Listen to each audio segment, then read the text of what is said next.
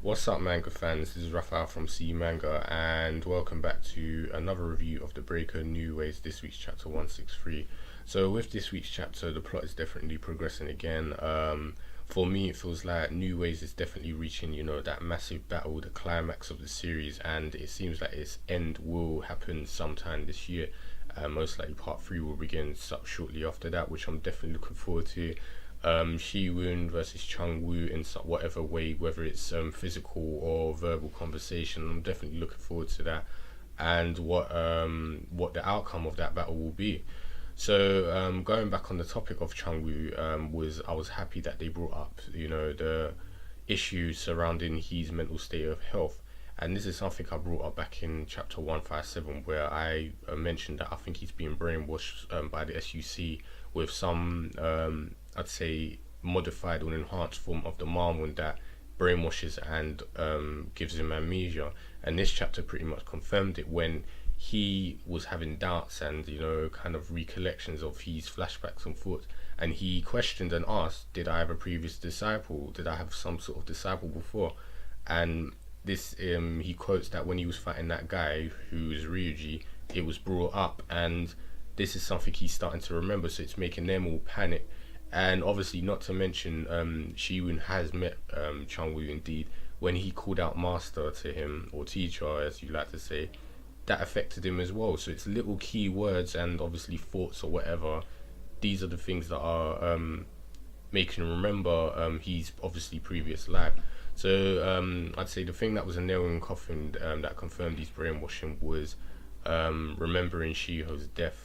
That is definitely something important, because he even said, I feel like I'm forgetting something important, and that affected him. So you can definitely say, yep, he's being brainwashed, he has amnesia. And the tablets they tried to offer him in this chapter definitely confirms it, because they were all a bit scared, panicky. Jae-Gal was worrying when Chun-Woo refused it and says he wants to know what these flashbacks mean to him, what relevance they have. So yeah, it's kind of interesting now that he's refused it, because when he starts to remember bits and more pieces of his memories, they're going to be crapping themselves when he turns around and freaking, you might as well say, switches on them, especially if Shi-Ho is reintroduced into the scene, which it seems like the story's going that way. She's been mentioned more than enough and been withheld for quite a while, so I can imagine she's going to return, and that will just might as well say reboot Chun-Woo's memory.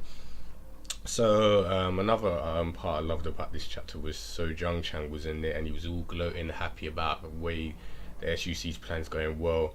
The world will acknowledge the Murim and its new ruler, the Nine Arts, and he's gloating about the Murim apparently being distracted by the Jazz Mill Stadium. And this is when Haru basically, you might as well say, kills his hype and his little high he was on, when she sees a message, picture message of Shi-Woon with the Chun-Woo clan, Sung-Woo clan, sorry, and he sees it and he's just like, I thought this kid was dead.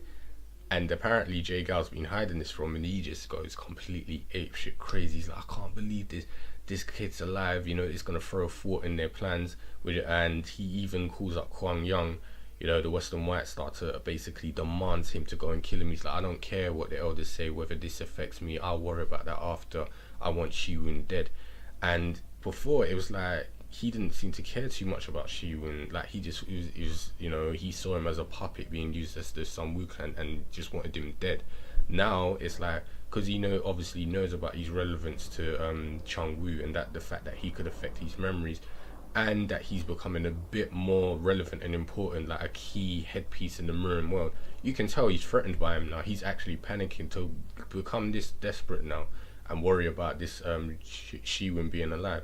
It just shows that he is threatened by him, both politically and obviously physically as well, because Shi-Woon's definitely improving and getting stronger. So I can imagine, yeah, he's crapping bricks now. His plan is under threat, and he wants to eliminate that threat, which is Shi-Woon. So that was good to see. Now he acknowledges him more as a threat rather than a little bug to be crushed under.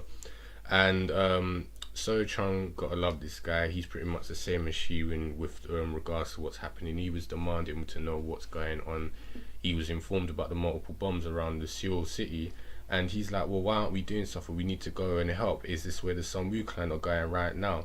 And apparently, Elder Kwon told Sarah Kang that no one must tell any of the Chongdu-mong members where the Sun-Woo clan have gone, because obviously Elder Kwon realized that the SUC and Chongdu-mon are linked somehow, which is true. So he's like saying that could be a threat to them if, you know, So-Chun is apparently with the SUC, and you know, it comes and basically could apprehend them and kill them or whatever, you know what I mean? So yeah, he's a bit skeptical about So-Chun's, you know, I'd say his loyalties and where he sides with. So he's basically playing it safe, saying don't really want to involve him. But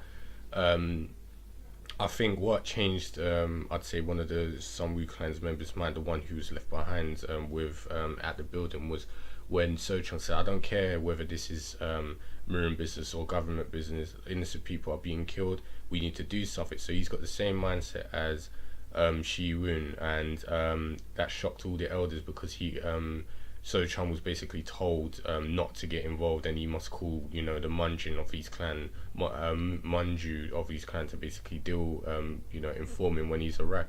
And he's like, I don't really give a damn. It's just like, people are being killed, the Sun-Woo clan are going to deal with this, I'm going to help them. So yeah, the guys agreed to take him to where Sarah Kang is in the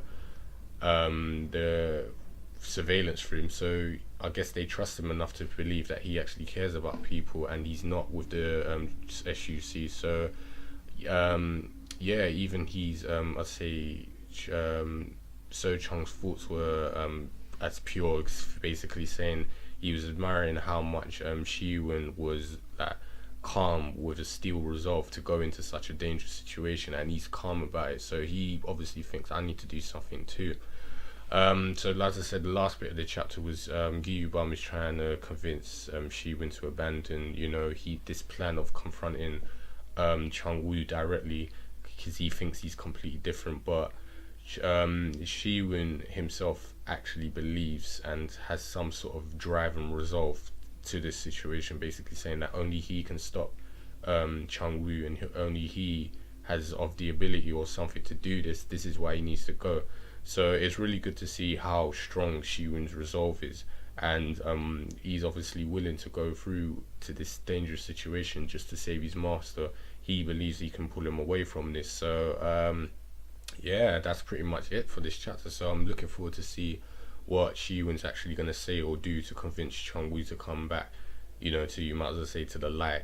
I'm assuming that just him appearing or even showing some of his martial arts moves, maybe mention Shi-Ho will trigger that. But you know, it'll probably be sketchy, like bits and pieces will fragment, or his memories he'll remember, then he will forget, and then I just guess eventually Shi-Ho will turn up on the scene, and that will most likely I'd guess trigger his memory completely, and then he will revert back to his you might as say previous agenda, and you'll remember everything. So that's pretty much all it is at this point now, is trying to get Chun-Woo to remember who he is. And that's about it. As I said, I'm very much looking forward to see how the rest of the New Waves is going to progress, and it's really getting interesting. So we can expect, as I said, a massive battle and climax towards the end of the series. So yeah, that's all I can say for today. You guys know the usual. If you enjoyed the chapter and you've got any predictions, opinions, whatever, leave them in the comment box below. And also, if you're new to the channel and you enjoyed this review I just did, subscribe for more as we do similar reviews to this video, and I'll speak to you guys next time.